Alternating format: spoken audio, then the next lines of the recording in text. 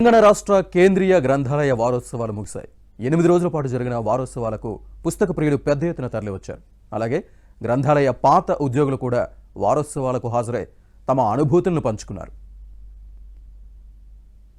Hi hello నమస్తే, welcome to ABN Andhrajyothi. నేను Sravani. Hyderabad central library present నేనైతే ఉన్నాను. ఇక్కడ ఎన్నో ఏళ్ల నాటి, వందల ఏళ్ల నాటి చరిత్ర కలిగిన పుస్తకాలనైతే సందర్శకుల కోసం ఏర్పాటు చేశారు. ఇక్కడ పులి చర్మం మీద రాసిన పుస్తకాలు, అలాగే జింక చర్మం మీద రాసిన గ్రంథాలు, ఎన్నో వందల ఏళ్ల నాటి చరిత్ర కలిగిన పుస్తకాలనైతే ఎంతో ఆసక్తిగా ఎదురు చూస్తున్న సందర్శకులకు ఇది గొప్ప అవకాశం అని చెప్పవచ్చు.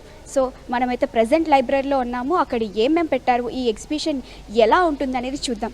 హైదరాబాద్ అబెట్స్ లోని స్టేట్ సెంట్రల్ లైబ్రరీలో గ్రంథాలయ వారోత్సవాలు ముగిశాయి.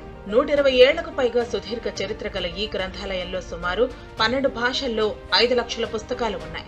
మరికొన్ని పుస్తకాలను డిజిటలైజ్ చేశారు. ఈ అరుదైన పుస్తకాలు చూడటానికి చాలా మంది ఆసక్తి చూపుతూ ఉంటారు.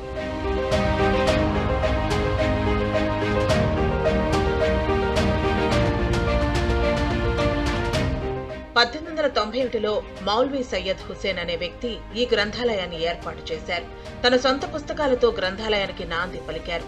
1932లో అప్పటి నిజాం రాజు మిర్ ఉస్మాన్ అలీ ఖాన్ 72,247 చదరపు గజాల స్థలాన్ని గ్రంథాలయ భవన నిర్మాణం కోసం కేటాయించి అతిపెద్ద లైబ్రరీకి శంకుస్థాపన చేశారు. 1941లో స్వర్ణోత్సవాలు జరగ్గా 1956 నవంబర్ 1న ఈ గ్రంథాలయాన్ని స్టేట్ సెంట్రల్ లైబ్రరీగా ప్రకటించారు.